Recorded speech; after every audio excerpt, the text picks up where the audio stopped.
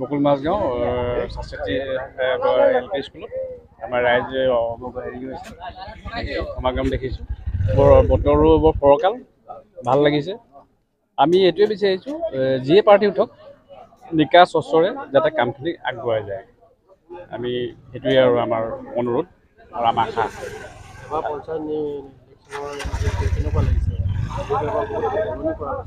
তাকে মানে এতিয়ালৈকে ধৰিব পৰা নাই, কিন্তু মই কওঁ যে যিয়ে উঠক যাতে কামখিনি আগুৱাই নিব পাৰে। আমাৰ দেশখন উন্নতি হওক, গাঁওখন উন্নতি হওক। যিহেতু এতিয়া পঞ্চায়ত ইলেকশ্যন হয়, গাঁওখন উন্নতি হোৱাটো আমি বিচাৰোঁ।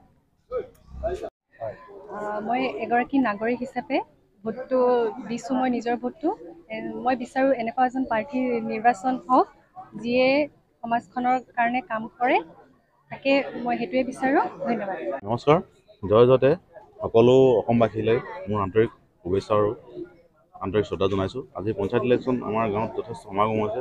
আজি বকুল মাজগাঁৱৰ শাস্ত্ৰীজি LP স্কুলত আজি দেখিছে আপোনালোকে মোৰ যথেষ্ট জনতাৰ সমাগম হৈছে।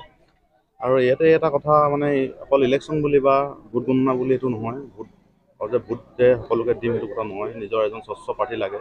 আমাৰ আলি পদূলি নিজৰ আপোনাৰ গাঁওখন অলপ ঠিক হ'ব লাগে। পঞ্চায়তত সেইটোৱে ইলেকশ্যনৰ মেইন মটটো হৈ গ'ল আপোনাৰ পঞ্চায়ত ইলেকশ্যনৰ আমাৰ মটটো এইটোৱেই, গাঁও পদূলি উন্নত হ'ব লাগে।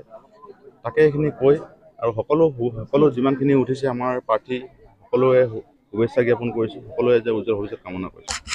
নমস্কাৰ, আজি ভোট কেন্দ্ৰৰ মানুহখিনি যথেষ্ট আহিছে ইয়াত আৰু দেখি ভাল লাগিছে। সকলো বতৰ ফৰকাল হোৱাত মানুহখিনি খুব সুখ মনেৰে ভোটটো দিবলৈ পাৰিছে আৰু আশা কৰিছোঁ সময় যিমানখিনি দিছে সময়লৈকে ভালকৈ যেন ভোটটো দিব পাৰে।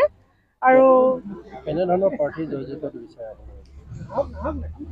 উচিত এজন বিচাৰোঁ। তাত আমি প্ৰাৰ্থী দলৰ নাম ল'ব নোৱাৰোঁ বিশেষ, আৰু ভাবোঁ ৰাইজে এজন উচিত বিচাৰক বিচাৰি যেন ভোটটো দিয়ে, তাৰে কামনা কৰোঁ। বাকী আৰু বিশেষ মোৰ একো ক'বলগীয়া নাই। সৰ্বপ্ৰথমে মই আমাৰ ভোটদাতা ৰাইজলৈ অশেষ ধন্যবাদ জ্ঞাপন কৰিছোঁ। পুৱাৰ পৰা তেখেতসকলে 7 বজাৰ পৰা ইয়াত লানি নিশ্চিকা ভিৰ কৰিছে তেখেতসকলৰ ভোটদাতা সাব্যস্ত কৰিবলৈ। পঞ্চায়ত নিৰ্বাচনত আমাৰ গ্ৰাম্য অঞ্চলৰ যিবোৰ বাট পথ আছে বা অন্যান্য সমস্যা আছে, সেই সমস্যাবোৰ তেখেতসকলে দূৰ কৰিব বুলি আশা কৰিছোঁ।